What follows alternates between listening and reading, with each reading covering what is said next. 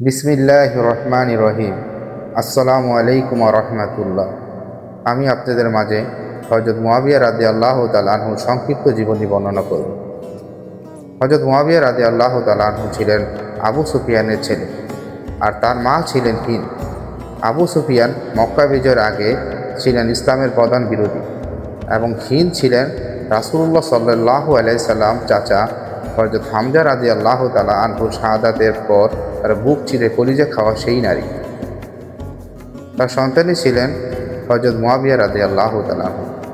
তারা পরবর্তীতে অবশ্য মক্কা বিজয়ের পর সপরিবারে ইসলাম ধর্ম গ্রহণ করেছিলেন, কিন্তু ধারণা করা হয় যে মুআবিয়া রাদিয়াল্লাহু তাআলা আনহু মক্কা বিজয়ের আগেই গোপনে ইসলাম ধর্ম গ্রহণ করেছিলেন।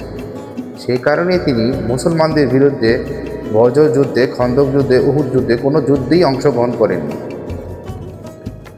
তার আরেকটি পরিচয় হলো তিনি ছিলেন রাসূলুল্লাহ সাল্লাল্লাহু আলাইহি সাল্লামের নাতি হযরত হুসাইন রাদিয়াল্লাহু তাআলা আনহুর হত্যার জন্য দায়ী ইয়াজিদের পিতা। হযরত মুআবিয়া রাদিয়াল্লাহু তাআলা আনহু ছিলেন নবী মুহাম্মদ সাল্লাল্লাহু আলাইহি সাল্লামের খুবই কাছের ও বিশ্বস্ত লোক। হযরত মুআবিয়া রাদিয়াল্লাহু তাআলা এতটাই বিশ্বস্ত ছিলেন, নবী মুহাম্মদ সাল্লাল্লাহু আলাইহি সাল্লাম তাকে আল্লাহর ওহী লেখার দায়িত্ব দিয়েছিলেন। হযরত মুআবিয়া রাদিয়াল্লাহু তাআলা আনহু ছিলেন একজন আল্লাহ ভীরু লোক, আর আল্লাহর নবী রাসূলুল্লাহ সাল্লাল্লাহু আলাইহি সাল্লামের গুরুত্বপূর্ণ সাহাবীদের একজন ছিলেন তিনি ছিলেন একজন সফল কূটনীতিবিদ। তার এই দূরদর্শী কূটনৈতিকের কারণে ইসলামের দ্বিতীয় খলিফা হযরত ওমর রাদিয়াল্লাহু তাআলা আনহু তাকে দামেস্কের আমির হিসেবে নিয়োগ করেন। হযরত মুআবিয়া রাদিয়াল্লাহু তাআলা আনহু ছিলেন দুর্দান্ত ব্যক্তির অধিকারী। তিনি চরম পরিস্থিতির মধ্যেও মানুষের মধ্যে নিজের প্রভাব বিস্তার করতে পারতেন। তার আকর্ষণীয় ব্যক্তিত্বের কারণে হযরত ওসমান রাদিয়াল্লাহু তাআলা আনহু তাকে পুরো সিরিয়ার গভর্নর হিসেবে নিয়োগ করেন। হযরত মুআবিয়া রাদিয়াল্লাহু তাআলা আনহু ছিলেন উমাইয়া খেলাফতের প্রতিষ্ঠাতা। তিনি ছিলেন ইসলামের প্রথম রাজা বা বাদশাহ। তিনি ছিলেন একজন সফল কূটনীতিক। তিনি তার সময়ে বড় বড় প্রভাবশালী ব্যক্তিদেরকে তার কূটনৈতিক চালে পরাস্ত করতে পারতেন।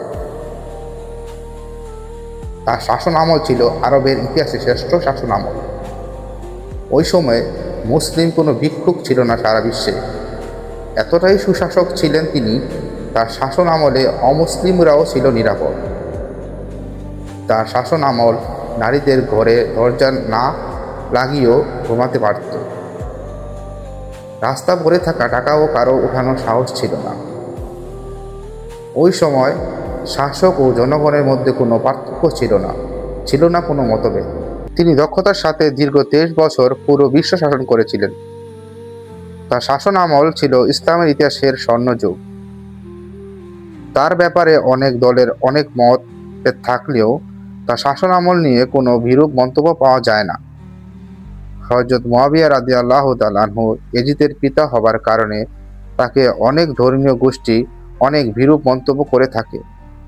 এটা একদমই ঠিক না, কারণ সন্তানের ভুলের দায় যেমন পিতার না, আবার পিতার ভুলের দায়ও সন্তানের না।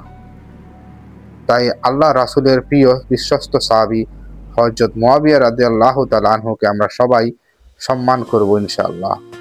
আল্লাহ মুআবিয়া রাদিয়াল্লাহু তাআলা আনহুকে জান্নাতের সর্বোচ্চ স্থান দান করুক, আমিন। আমার এই গল্পটি যদি আপনার ভালো লেগে থাকে তাহলে অবশ্যই আমার চ্যানেলটি লাইক, সাবস্ক্রাইব ও শেয়ার করে দিবেন।